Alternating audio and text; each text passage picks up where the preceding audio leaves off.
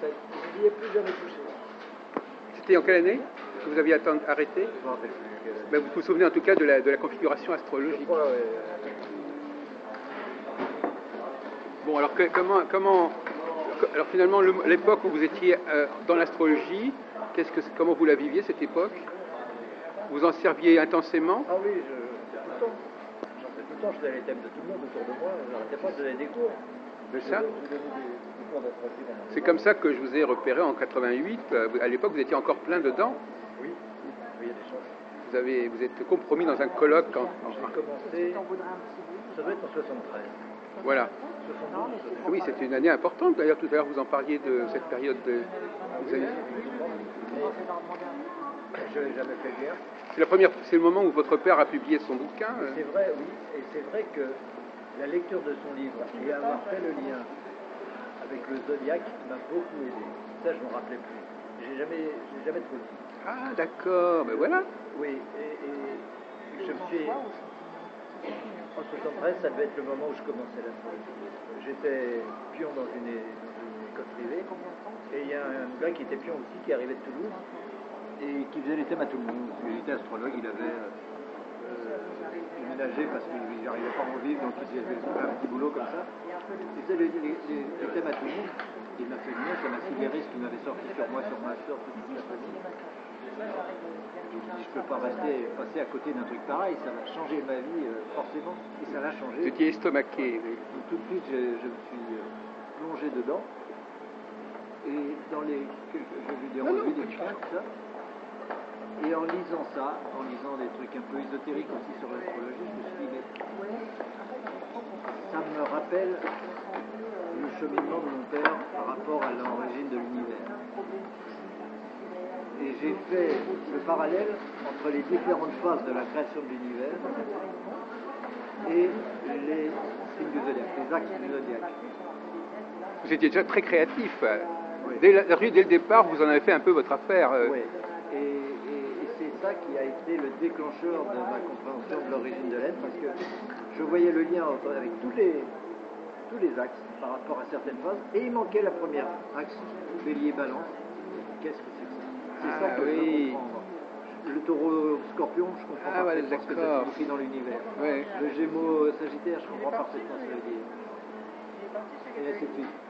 Mais bélier balance, c'est ça la clé. C'est là qu'est le problème de Dieu, il est là. Donc c'est intéressant, dire qu'en fin de compte, vous arrivez à comprendre toutes les polarités sauf celle-là, et vous dites pourquoi je ne la comprends pas, et vous êtes interrogé sur...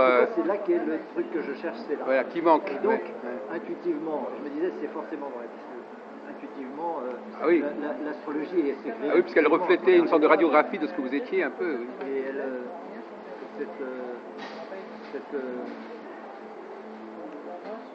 comment dire, pour moi, l'astrologie, c'est forcément la synthèse de toute l'intuition de l'humanité. C'est tous les caractères de tous les hommes qui sont passés sur cette planète, qui ont débouché sur la création de l'astrologie. Et donc, je me dis forcément, comme j'avais l'intuition que l'univers et soi, c'était la même chose, forcément, dans les symboles de l'astrologie, on trouve les symboles de l'univers et réciproquement. Donc, pour moi, c'était vraiment... Donc, c'est quand même lié à la conscience, à la prise de conscience, quelque part. Oui. Et alors, comment ça se fait que, justement, cet enthousiasme s'est refroidi? Je ne sais pas. Et comment ça se fait que maintenant, vous pouvez très bien vous en passer? Ah oui, très bien. Donc quelque chose qui vous paraissait incontournable, c'est devenu quelque chose de complètement dépassable? Ah non, c'est toujours incontournable. Ah oui. Toujours très partisan et très intéressé par l'astrologie, mais je ne la pratique plus. Ah oui, oui, professionnellement vous voulez dire? Même le métier professionnel. Disons simplement... Ah oui, c'est quelque chose que vous avez ouvert et fermé? Oui, c'est ça. Ça s'est ouvert d'un seul coup, complètement, et ça s'est refermé complètement. Vous en avez fait le tour, en fait, on peut dire. J'ai l'impression, peut-être. C'est possible. Mais alors, quelle était donc l'astrologie que vous pratiquiez? Elle ressemblait à quoi cette astrologie? C'était une astrologie tout à fait traditionnelle, ou bien vous l'aviez un petit peu remodelée à votre... C'était vraiment l'astrologie telle que les signes, les oui. tout ça. Et j'apprenais interprétation des symboles. Mais à chaque fois, je disais, cette interprétation, on peut faire mieux, on peut faire plus synthétique, parce que je cherchais toujours l'élément clé dont tous les autres découlaient. Et par exemple, je disais, il doit y avoir moyen de ne pas apprendre l'astrologie de côté. Il doit y avoir moyen, en comprenant simplement les symboles de l'univers, d'en déduire tous les symboles de l'astrologie, toutes les caractéristiques psychologiques qui correspondent à tel signe, toutes les caractéristiques qui vont correspondre à telle configuration. Parce que c'est des relations entre des symboles universels. C'est ce que j'ai fait. Et après, c'est comme ça que j'ai enseigné. Oui. En apprenant aux gens l'origine de l'univers. Vous deviez être un très bon enseignant à ce niveau-là, oui. Les gens adoraient. Oui. J'ai dit, il y a six principes de base, et c'est vous qui allez trouver Redécouvrir en vous-même. Découvrir les symboles et l'interprétation de ces choses. Et ils y arrivaient. Parce que vous leur aviez vraiment, vous aviez décanté les choses, vous aviez facilité les choses à ce niveau. La synthèse, oui. C'est à eux de faire l'analyse. Oui. Mais alors finalement, ce qui était important, c'était de comprendre l'astrologie ou de se comprendre soi-même. Parce qu'on peut très bien dire, moi je veux comprendre le monde, mais pas forcément me comprendre moi spécialement. Je ne vois pas comment on peut faire la différence. Faire la différence, c'est se couper de toute compréhension et de soi de l'univers. Donc les personnes devaient aussi travailler sur elles-mêmes, c'est ça, forcément, oui. Et, pour moi, comprendre, c'est travailler sur oui. Est-ce que l'astrologie, Franck Altem, elle nous parle de l'être humain ou de l'individu?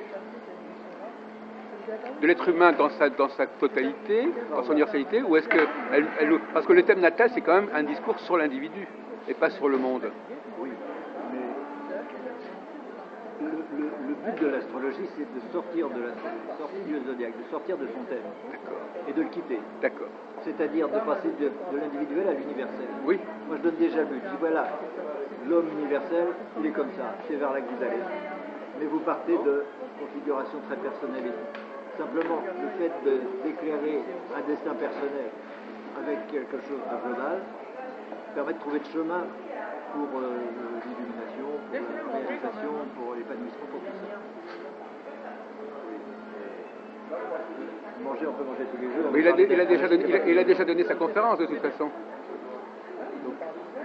Oui, donc effectivement, c'est ça. Donc vous pensez qu'on part de quelque chose de relativement clos et qu'il faut s'ouvrir progressivement.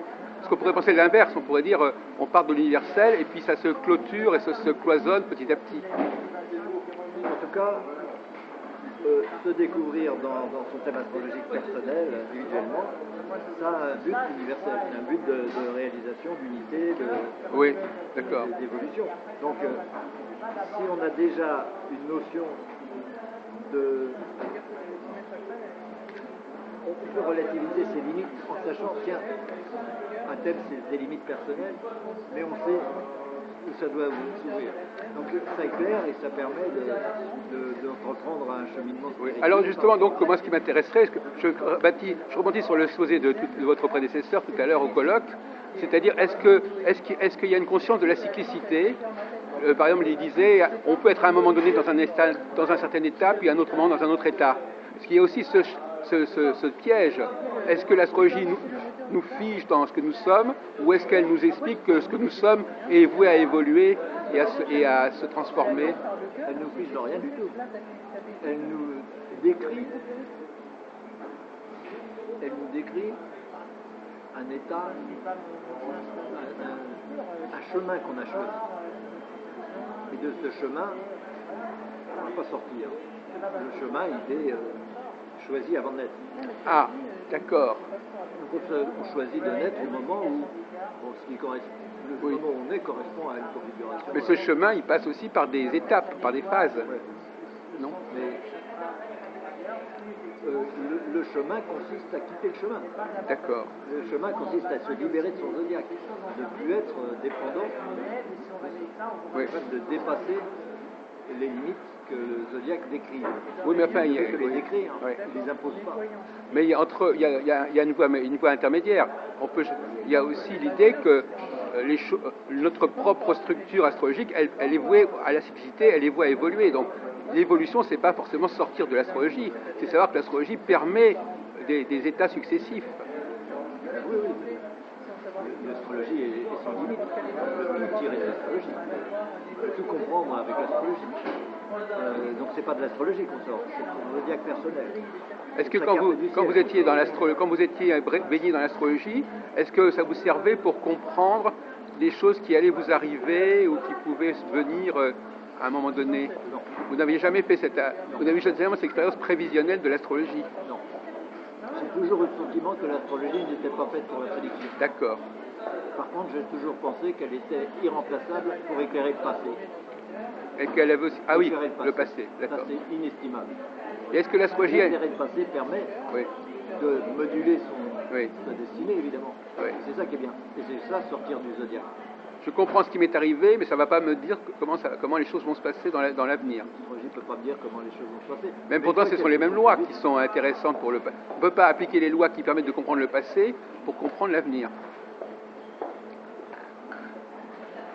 C'est pas la question de comprendre, c'est la question de prévoir. Je pense qu'on ne peut pas prévoir parce qu'une même configuration peut être symbolique. On n'a que 12 symboles multipliés par 12 et tout. Donc, on ne peut jamais savoir exactement quelle va être la manifestation de tel symbole. Mais peut-être par contre, avec le recul, quand il s'est passé l'événement, on sait quels sont les symboles qui étaient en jeu et ça éclaire l'événement. Mais si on peut faire une prévision relativement générale, c'est la moindre. On n'est pas obligé de prévoir dans la précision. On ne peut pas parler de l'avenir comme on parle du passé, mais on peut quand même parler de l'avenir dans ses lignes générales, sans entrer dans les détails qui nous échappent. Prévoir, c'est prévoir des événements. Ah oui, d'accord. Prévoir une évolution générale. Ah d'accord. La prévision, c'est la prévision, d'accord. Oui. Et ça,